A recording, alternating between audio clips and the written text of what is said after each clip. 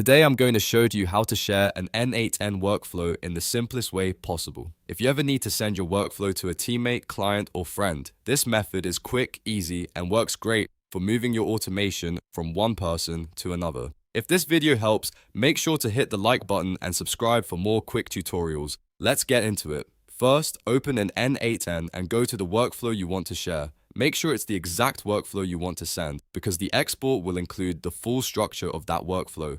Once you have the workflow open, look to the top corner and click the three dots menu. This menu gives you more options for managing the workflow. From the drop-down, choose Export. After you click Export, N8n will generate a JSON file for that workflow. This JSON file is the file you'll send to the other person. Now all you need to do is download or save that JSON file, then send it through email, chat, cloud storage, or any file sharing method you prefer. The person receiving it can import the JSON file into their own N8n account and use the workflow from there. That's it. Just open the workflow, click the three dots, export the chunk, and send it to whoever needs it. If this tutorial helped, don't forget to like, subscribe, and stay tuned for more N8n tips and workflow tutorials.